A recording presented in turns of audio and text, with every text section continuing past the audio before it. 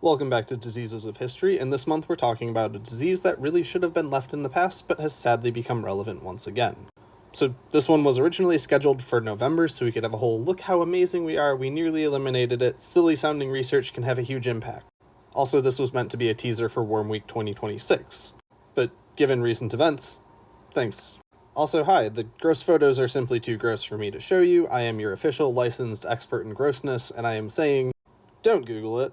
Don't DuckDuckGo it. Don't Bing it for whoever uses Bing. Don't ask Jeeves to show you it. You've been warned. So New World Screwworm, or Cochleomya hominivorax. And that is such a cool scientific name. Hominivorax means man-eater in Latin. These are a species of parasitic flies whose larvae feed on living tissue. Now, feeding on tissue isn't abnormal. Plenty of flies will lay their maggots in tissue, but often they prefer decaying or at least infected tissue. In fact, you can use maggots to clean wounds. Screwworm is unusual because they'll infest healthy tissue, and untreated infestations then lead to pain and secondary infection. Now, prior to its eradication in the US, this fly was widely distributed across the Western Hemisphere, ranging from the southern United States to northern Argentina. Throughout the mid-20th century, infestations caused annual livestock losses exceeding over $200 million in the US alone. And early control efforts relied mainly on wound dressing and treatment of individual animals with insecticides.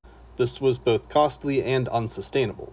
So enter our scientist, Dr. Edward F. Nippling. He is a PhD entomologist.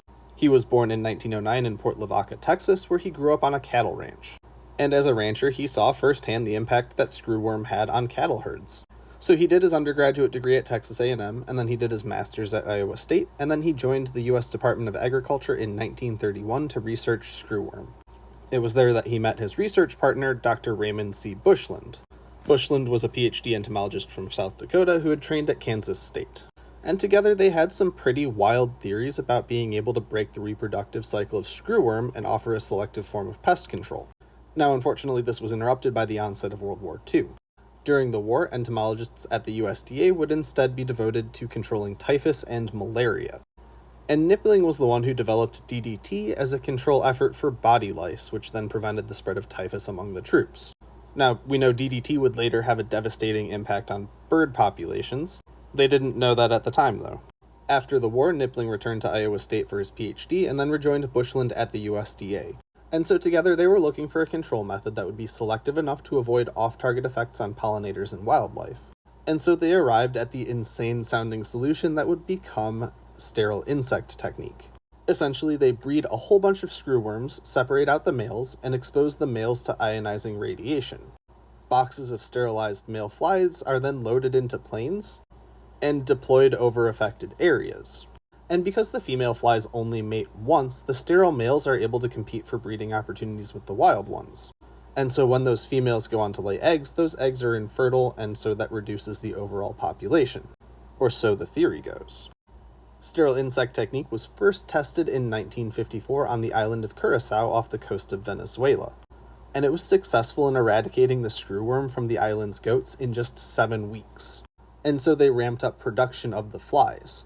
From the late 1950s into the 1970s, sterile worm releases successfully eradicated the screwworm population in the US. Mexico and Belize followed suit in the 1980s, and the programs progressed down Central America into the 1990s. A strategic barrier zone was established in Panama at the Darien Gap. This is also just a difficult area for them to manage because it is a lot of rainforest with not a lot of infrastructure.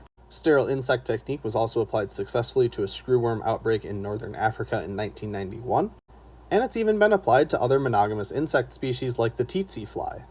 This was a major breakthrough in pest control. Nippling would retire from the USDA in 1973, but continued to act as a consultant even in retirement. He shared the 1992 World Food Prize with Bushland for the development of sterile insect technique.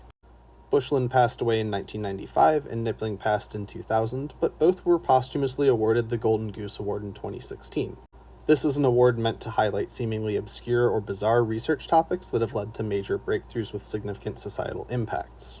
And their research continues to be impactful. When screwworm reemerged in the endangered key deer in the Florida Keys, the U.S. emergently imported a whole bunch of sterile flies from their USDA facility in Panama. And by having that strategic reserve in Panama, they were able to successfully contain the outbreak before the 2017 fawning season. which makes what happened next all the worse. This map is no longer accurate. In 2025, the sterile insect program in Panama was cut by the Department of Government Efficiency, and met by cheers about cutting off funding supplies to a nonsense program that was releasing sterile flies in Central America. And by June of 2026, the screwworms had once again made their way north into the southern United States, threatening both beef and dairy production. And without those USDA facilities in Panama to ship new flies back to the US, the USDA was less able to adequately respond to the outbreak. So at the time of publication, New World screwworm is currently in the United States once again.